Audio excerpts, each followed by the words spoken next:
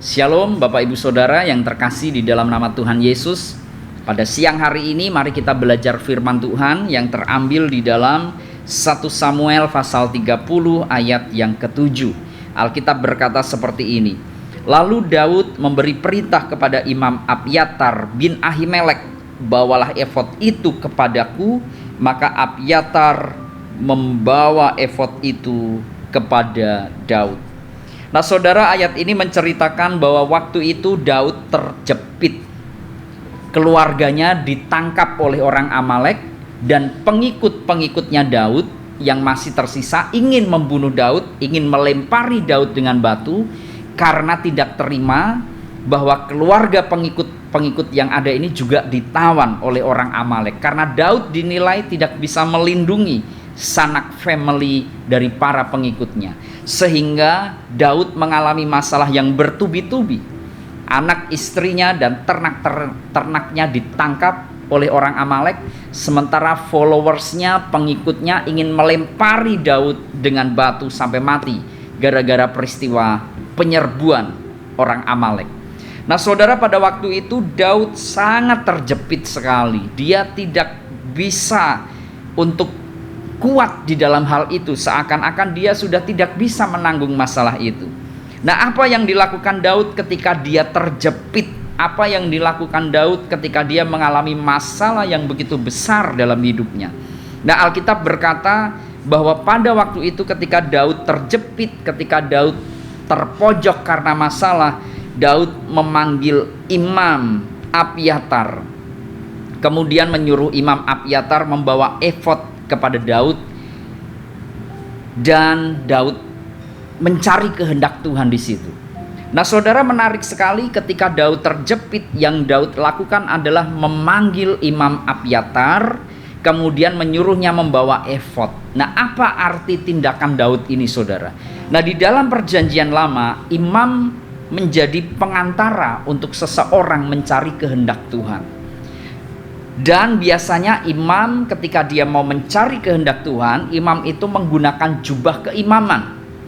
Nah, efod merupakan salah satu aksesoris yang dipakai oleh imam-imam besar pada waktu itu untuk sebagai sarana seseorang mencari kehendak Tuhan. Di dalam efod itu ada urim dan tumim, semacam dua batu yang digunakan untuk menanyakan kehendak Tuhan. Apakah Daud harus menyerang orang Amalek? Apakah Daud harus berdiam saja? Apakah Tuhan akan membebaskan keluarganya? Apakah Tuhan tidak membebaskan keluarganya?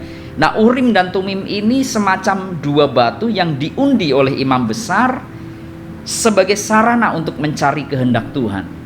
Jadi saudara, pada waktu itu ketika Daud terpojok, Daud memanggil Imam Abyatar, menyuruhnya membawa efod. Itu menggambarkan tindakan Daud pada waktu Daud terjepit. Yang Daud lakukan ketika terjepit tidak bisa apa-apa, ialah dia mencari petunjuk Tuhan, dia mencari kehendak Tuhan, saudara, melalui efod, melalui Imam Abyatar. Dia mencari Tuhan. Nah saudara, ini yang harus kita pelajari dalam hidup kita. Ketika kita terjepit, ketika kita terpojok, jangan cari manusia. Jangan cari orang-orang yang berpengaruh, yang sekiranya bisa menolong kita. Jangan mencari manusia untuk kita andalkan. Tetapi Daud mengajarkan ketika dia terpojok, dia mencari Tuhan. Dia mencari kehendak Tuhan.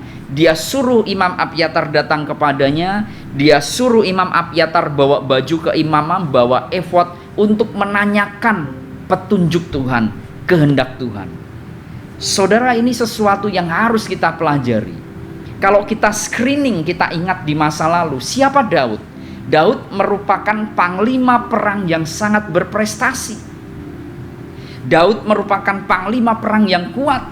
Dari sekian skor dia bertempur, belum pernah ada bangsa yang mengalahkannya. Bahkan Daud pernah mengalahkan manusia terkuat di bumi Israel pada waktu itu yang bernama Goliat. Jadi kalau kita lihat rekam jejak Daud, dia panglima yang tidak terkalahkan, dia fenomenal, dia viral karena mengalahkan raksasa, kekuatan militernya besar. Bahkan Alkitab berkata Kemanapun Daud pergi berperang, Tuhan memberikan kemenangan. Ini menggambarkan Daud seorang panglima yang gagah perkasa. Dengan kekuatannya dia bisa mengalahkan orang Amalek yang mencuri keluarganya, yang menahan keluarganya, mencuri harta bendanya. Tetapi saudara, ketika dia terpojok, ketika istrinya diculik oleh orang Amalek, anaknya, keluarganya, pengikutnya ditawan oleh orang Amalek, yang Daud lakukan, dia tidak mengandalkan kekuatannya yang sudah terbukti secara data, melainkan dia mengandalkan Tuhannya. Dia mencari kehendak Tuhan. Nah, ini yang harus kita pelajari saudara. Meskipun Daud powerful, tetapi ketika dia terpojok, dia tidak andalkan kekuatan militernya, tetapi dia menyuruh Abyatar, datanglah kepadaku Abyatar, bawalah efod itu.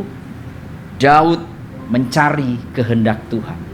Nah saudara, mari belajar bersama-sama. Carilah kehendak Tuhan, andalkanlah Tuhan di dalam setiap pergumulan kita. Ketika kita sakit, ketika kita mengalami beban persoalan, ketika kita harus mengambil sebuah keputusan, jangan mengambil keputusan, jangan mengambil solusi cuman berdasarkan based on data saja, tetapi mari kita mencari petunjuk Tuhan. Nah, saudara, mari belajar dalam hidup kita. Ketika kita terpojok, mari cari kehendak Tuhan. Petunjuk Tuhan itu apa? Dalam setiap keputusan yang kita ambil, dalam setiap solusi yang kita ambil, dalam setiap kebijakan yang kita ambil, dalam setiap perbuatan yang kita lakukan, mari kita cari petunjuk Tuhan seperti yang dilakukan oleh Daud. Maka saudara akan mengalami banyak penyertaan Tuhan di dalam hidup saudara.